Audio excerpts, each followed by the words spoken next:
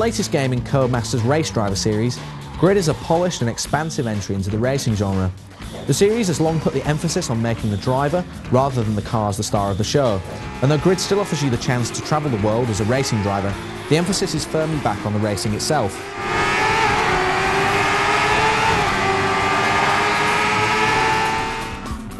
Grid splits its racing between 3 geographical locations, with Europe, the US and Japan each representing an assortment of racing styles. Europe features track-based racing. The US is much more focused on populated locations. Japan is clearly influenced by the underground street racing scene. Each of these locations demands different vehicles. Europe features touring and GT cars, the US has muscle cars such as Vipers and Mustangs, and Japan has tricked-out Nissans and Subarus. The main aim of the Grid World mode is to earn money to increase your ranking and buy new vehicles. You'll be paid for winning races, playing at harder difficulty levels, earning sponsorship bonuses, and being part of a winning team.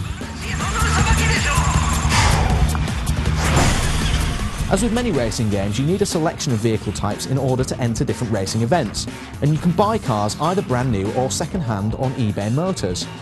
It's a rare example of in-game advertising done right. One thing that Grid doesn't focus on is upgrading vehicle components. Instead of buying new engines and the like, you'll just sell your old cars and buy something better online. The simple upgrade system and accessible racing style mean that Grid is more of an arcade-style racing game than a sim.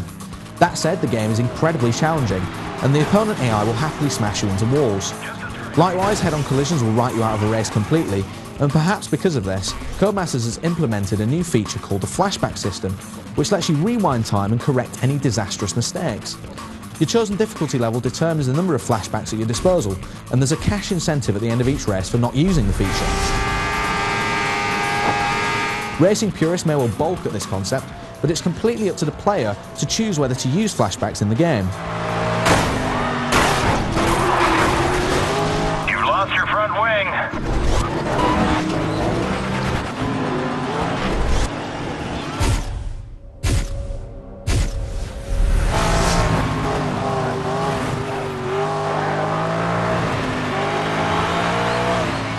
Grid's controls feel light, responsive and even quite forgiving, but the damage model and challenging AI can make for quite a few difficult first races.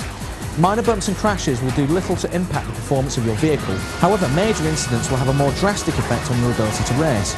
Your vehicle might pull to one side or lose speed or acceleration, or even worse, it will just fail completely.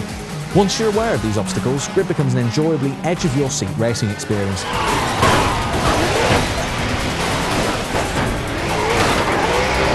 Grid's greatest achievement is the driver AI, which does a fantastic job of replicating the behaviour of real-world racers.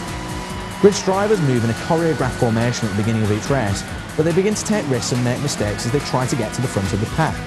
There are also distinct racing styles between teams and drivers. Race leaders will guard their positions closely, whereas those at the back will cautiously slow down and try to go around you if you spin out.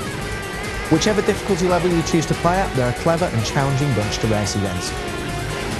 On the multiplayer side, Grid offers support for 12 players connected online or via a local area network. All of the racing events from the single-player game can be played online, including demolition derbies and Le Mans, but the game modes are fairly limited, with only ranked, player or private matches to choose from. As both an extension and a rewrite of the Race Driver series, Grid is a wildly successful progression of Codemasters' art.